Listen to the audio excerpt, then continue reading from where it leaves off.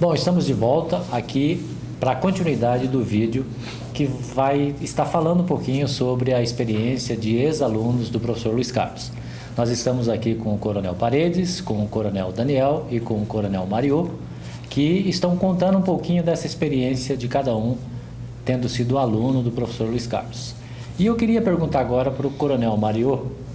Coronel, todos vocês falaram, né, que o professor Luiz Carlos ele era às vezes muito mais amigo do que professor, certo? Só que amigo é aquela pessoa que também dá umas broncas e um murchão de orelha de vez em quando. Isso aconteceu alguma vez? O professor Luiz Carlos às vezes orientou de uma forma, olha, você não faça assim, não está muito certo, é melhor você ir por aqui. Alguma vez isso já aconteceu com o senhor? Olha, eu não me lembro de ele ter dado uma dura na gente. Não me lembro. Eu lembro de outros professores, lembro. Dele não. Ele, uma curiosidade, nós tínhamos a semana de prova na academia, jurídica e militar. Na semana de prova jurídica, geralmente o professor não ia dar prova. Ele mandava a prova para a sessão técnica de ensino e uma comissão de oficiais iam na sala e aplicava a prova. Então era uma prova feita assim, sob estresse. Ia 3 oficiais na sala e ele não. Ele ia, chegava lá com um maço de papel, aquele papel duplo. Almaço. Distribuía lá, ó, colocava nas carteiras, a gente pegava e ele, ó, pergunta número 1, 2, 3, 4 e fazia. O que escrevesse e tivesse dentro do contexto, ele considerava. Não era aqueles que era resposta absoluta, né? Então, sempre as notas eram boas. E ele fazia questão de ir na sala e aplicar a prova. A minha prova eu recolhia, levava, depois trazia corrigida. Outros professores não faziam isso. Eles entregavam na sessão técnica, tinha essa... A academia tem essa estrutura, né? Essa estrutura, né? Se o instrutor não quiser aplicar a prova por qualquer motivo, ele leva na sessão técnica, a sessão técnica aplica, entrega envelopada, lacrada para ele corrigir. Mas o professor Luiz Carlos, ele fazia questão de aplicar a prova lá. Ele ditava ali e nos deixava à vontade. Então tem essa lembrança boa dele. Não tinha o estresse. Não tinha o estresse, era uma prova feita assim. Podia perguntar para ele até algumas dúvidas, ele mais ou menos... Então, um determinado ponto ele respondia. O que ele podia fazer, ele fazia. Então, assim, todo mundo se beneficiava. Então, tinha esse diferencial, né? As pegadinhas do enunciado de uma pergunta, às vezes, levam o aluno ao erro. Né? Então, não era de pegadinha, né? E lá com o senhor teve alguma bronca? Não. Também não. Que eu me lembro, assim, pontualmente... Não. Não, eu e o Mário somos a mesma turma, né? Mas a academia não era muito comum, um professor ou outro de vez em quando, por um exagero, sem crítica. Mas é que naquele regime militar, a disciplina militar, o cadete que tirasse nota inferior a 5 ficava preso. Então o professor não tinha que se preocupar muito. A gente já bronca já era essa, né? A gente já estudava para não ficar preso, né? Você queria final de semana livre. Então não tinha muito que chamar atenção. O instrutor lá, ele tem status de oficial, então ele chega na sala, quando ele aponta na sala, a turma já fica em sentido. E o monitor da turma ali, da semana, vai lá e apresenta a turma como se fosse um coronel. Então é muito organizado, assim. Então, para um professor civil, dar aula numa academia é um diferencial, ele não vê isso em nenhum lugar do mundo, é só ali. Ninguém pede licença para se manifestar E muito raro, muito raro um professor admoestar um aluno ou uma turma por questões de aproveitamento na disciplina. Porque há um regramento de pontuação, de concorrência interna entre os alunos. Tem briga pela primeira colocação, segunda, terceira, até pela questão de meritocracia do curso. Os 3 primeiros alunos concluem o curso com alguma vantagem de ponto para as promoções posteriores. Então, a briga já está acirrada. Então, todos querem tirar notas boas. Então, todos estudam de forma demasiada, eu posso dizer, porque são muitas disciplinas, tem muitas atividades durante todo o dia e à noite algumas atividades também. E os alunos se obrigam a estudar à noite, sábado, domingo. Então, a dedicação lá era integral ao estudo. Durante a noite, nós tínhamos um horário que chama-se estudo obrigatório. Você tinha os fiscais lá que exigia que você sentasse na mesa, no seu quarto, na sua escrivania, e estudasse. E tinha um tempo lá marcado, tinha que estudar lá 2 horas, não podia ver televisão, não podia deitar-se, não podia ler outra coisa a não ser estudar. E tinha os alunos mais antigos, que eram os fiscais. Então, a obrigatoriedade do estudo, além daquele horário específico de sala de aula, tínhamos essa obrigatoriedade de estudar. Fora esse horário, quem quisesse ficar na biblioteca, na sala de aula, estudando individualmente, em outros horários que não fosse horário obrigatório. As questões eram mais no relacionamento comportamental da turma, mas aqueles professores que conduziam bem os alunos na motivação, a atenção era total, né? Eu queria que vocês falassem um pouquinho sobre essa questão que o senhor levantou, a questão do próprio confinamento. Como que era a rotina nesse período lá? Bom, o regime é o chamado regime de internato. O cadete mora na academia. Ele tem alvorada de quartel às 6 horas da manhã, tem 20 minutos para você se aprontar, devidamente higiene pessoal, barba bem feita, fardado, coturno brilhando, cama arrumada, em 20 minutos. Quarto varrido. Tudo pronto. Em 20 minutos em forma, para se dirigir ao refeitório, ao rancho, né, para o café da manhã. Na hora do café, tinha uns 5 minutos para escovar o dente, pegar o material e entrar em forma para a sala de aula. E aí aula até às 5 da tarde. Depois das 5 da tarde vai para o alojamento, troca a roupa, tira a farda, põe um agasalho de educação física e daí mais uma instruçãozinha de alguma coisa que eles inventam na última hora. Daí às 6 a janta, aí tinha um horário livre. Das 7 às 7h30, das 7 às 8, daí já café, pernoite, café e horário de estudo obrigatório, até o horário de silêncio. 10 horas, daí... 10 horas. E esse é o dia a dia do cadete. E se você não cometer nenhum deslize, não infringir nenhuma norma, né, não cometer nenhum deslizezinho por menor que seja, por exemplo, piscar fora de hora, você já ficava impedido de sair no final de semana. Teu internato já passava o fim de semana também. E o final de semana, então, caso desse tudo certo, podia ir para casa. Para fazer trabalho, para ir na biblioteca, fazer pesquisa, né? Mas tem um lado bom desse tempo que você ficava lá. Você ia estudar aquelas disciplinas que você tinha mais dificuldades. Tinha um ganho no rendimento escolar, né? Fazer. Aquele que não tinha família em Curitiba, por exemplo, permanecia. Por mais que tivesse condições de sair, não saía. Ele ia quando um colega convidava, vai para minha casa, vamos almoçar e tal. É normal isso, né? Os cadetes, essa relação de amizade. Principalmente aquele pessoal do interior, né? Na minha turma, de outros estados que vinham para Curitiba. Eles levam para casa. O pessoal do interior do estado também. De outros estados, aí essas pessoas que tinham dificuldade, né? Tinha bastante gente. Espírito Santo, Mato Grosso do Sul. Tinha 2 paraguaios fazendo curso com a gente. Eles já eram oficiais do Paraguai e vieram fazer a academia inteira aqui de novo. Tipo confirmação de curso? 3 anos eles ficaram aqui, os paraguaios também, internato. Aí já levava a passear, levava para casa.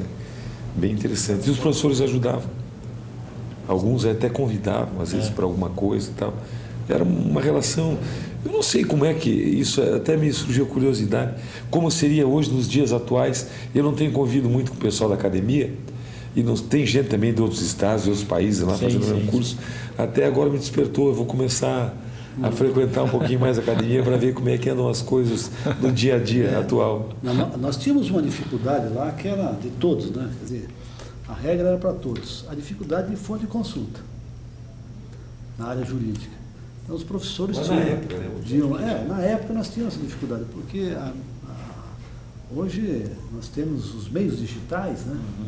Naquele tempo eram as obras, só se limitava às obras. Físicas, então, a academia naquela época estava se preparando na sua biblioteca com esses exemplares para atender a demanda dos alunos nessa nova novidade também, né? Nesse viés jurídico, né? E havia a saca como jovem, dos terminais, a biblioteca, né?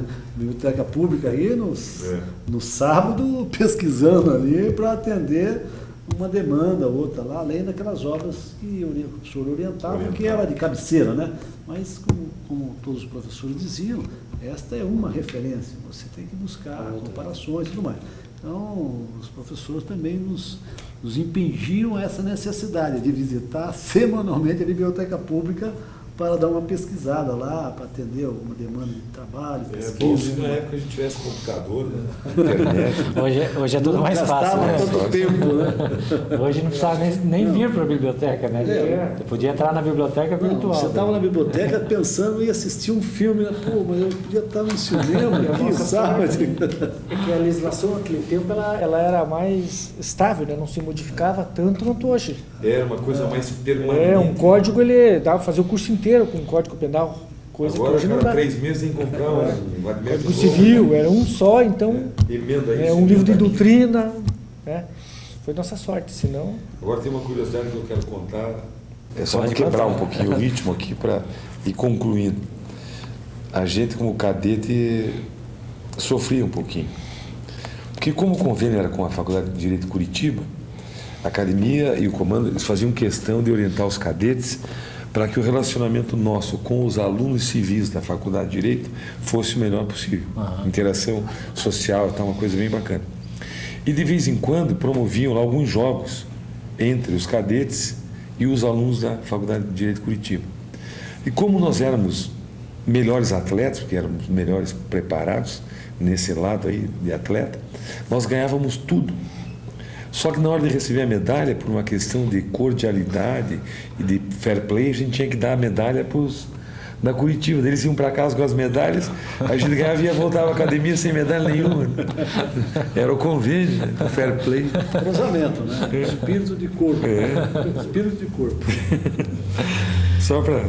E alguns vinham, assistiam aula, assim, em horários, eventualmente numa folga e tal. Alguns vinham até assistiam aula à noite aqui na faculdade. A faculdade permitia. Quando uma exceção outra. Academia Naquela época autorizava. na faculdade tinha aula no sábado pela manhã também, né? Na Curitiba tinha aula pela manhã, então alguns até vinham no sábado aí. No próprio sábado. Só para sentir. O professor convidava e tal. Agora assistir, amanhã eu tenho uma aula lá. Reforcia uma aula legal. Convite, né, do professor. Mas, Coronel Mário, eu gostaria que o senhor pudesse, já vamos finalizar esse nosso bate-papo, né? Então eu queria que o senhor falasse, para a gente poder encerrar, um pouquinho sobre, já que a nossa conversa foi sobre o professor Luiz Carlos, né, e essa experiência de vida que vocês tiveram com ele, um pouquinho da diferença, já que vocês puderem experimentar isso lá na academia, a diferença do professor para o educador, né? De que forma o professor Luiz Carlos se encaixava nessas denominações? O professor Luiz Carlos ele ia além da matéria dele, ele não se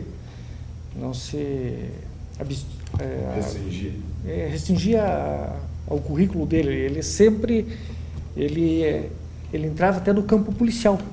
Naquele tempo, por exemplo, não tinha direitos humanos, né? Então ele falava sobre violência policial. Acontecia um caso de violência, disciplina, né? Então acontecia um caso de violência policial que era notícia de jornal, ele entrava nessa esfera também. Olha, pessoal, e enquadrava na leitura, nos códigos tal, e o aconselhamento, né?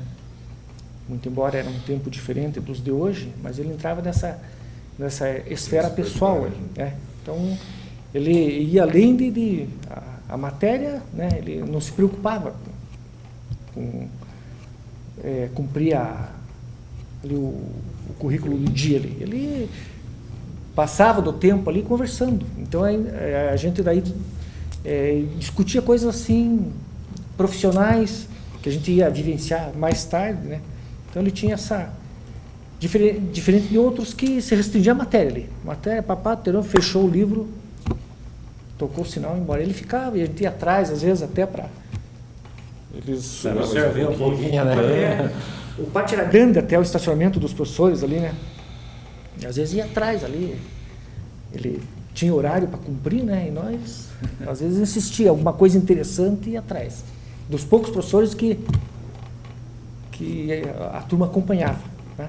Então tinha ele não se restringia apenas na matéria, ele realmente era um educador, ele O campo era imenso para ele lá. Então, por isso que tem nós temos essa memória muito boa dele, essa recordação, né? Aqui, quando meu menino fez um curso aqui, e ele, pai, tem curso em tal lugar, tem no professor Luiz Carlos. Esse eu conheço, pode ir que esse eu conheço. Eu ia trazer ele aqui na Voluntários à Noite, acho no ano que ele faleceu. Ele fez um curso aqui, ele estava terminando direito, né? Fez uma atualização aqui para fazer a ordem daí. Então é algo que a gente guarda para a vida inteira. Para sempre, né? Para sempre, né? Não esquece nunca. E, Coronel, o senhor, essa visão professor, educador, como isso... Como eu disse inicialmente, a minha turma só sentiu os efeitos colaterais, os reflexos dos alunos contemporâneos, que era do segundo e do terceiro anos anteriores à minha turma. Então eu não tive contato direto com ele na sala de aula. Eu via ele na sala de aula das outras turmas e tal, nos intervalos, nos encontros ali pelos corredores, em salas do professor e tal, no ambiente do comando e tal, e eu via os comentários e tal, e convivia. Em sala de aula eu só fui conviver com ele durante o período que eu fiz a atualização. Mas ali já o comportamento parece-me que já, mesmo não posso comparar porque não fui aluno, ali já era um pouco mais específico da preparação para o concurso, né? Ele já, lógico que... O foco era outro. Né? O foco era outro. Evidentemente, a chegada dele, a abordagem no corredor, tal, mas daí quando entrava na sala de aula, ele começava a passar aqueles conteúdos e tal, e aí a exploração dos ganchos que a matéria permitia, que os alunos permitiam, o conteúdo permitia, não era com aquela preocupação dele na formação do jovem, né, do jovem de 18, 19 anos, né, já era mais para um público mais adulto, né. Eles, que a maioria da minha turma tinham profissões, todos eles praticamente já militavam numa outra área, poucos eram aqueles que estavam cursando direito no último ano, tinha concluído recentemente e tal, mas todos já desenvolviam alguma atividade. Então o foco dele já era um pouco diferente. Então o que percebia é que ele distinguia bem os momentos do ser humano, ele conhecia perfeitamente qual era a nossa demanda na formação e sabia qual é a demanda daquele que procura um curso de uma atualização buscando um espaço dos concursos. Então ele distinguia bem e direcionava toda a habilidade dele nesses focos, né? Mas tanto um no outro, esse companheirismo, essa amizade sempre pautou ali o comportamento dele. Coronel Paredes, e com o senhor? Bom, não sobrou muita coisa para eu comentar, né? Porque, coincidentemente, eu e o Mario somos a mesma turma. Então, quando ele fala das coisas do professor Luiz Carlos em sala de aula, nós estávamos na mesma sala, juntos, né? Então, é isso, essa lembrança boa, né? A importância que ele teve na condução da nossa vida futura. E, como eu falei agora há pouco, marcou mesmo, né? Para sempre. E é uma satisfação para a gente poder contar isso. É gostoso, é um privilégio, repito, e realmente me sinto muito feliz em poder passar isso para alguém. Espero que outros possam se espelhar, claro, hoje na memória do professor, mas que a gente tenha a sorte de encontrar outros Luiz Carlos aí, para fazer com os jovens o que ele fazia conosco aí, tão marcante, tão bem feito. Tá certo. Fica o nosso agradecimento depois de uns 40 anos. Né? Saboreamos a memória dele. Sempre é tempo, né? Mas eu quero agradecer então ao Coronel Paredes, ao Coronel Daniel e ao Coronel Mario pela presença de vocês aqui hoje, né, para que a gente pudesse gravar esse vídeo, né? E agradecer realmente, né, por essa participação. E nós voltamos em breve com um novo vídeo aqui no blog do curso Professor Luiz Carlos. Obrigado.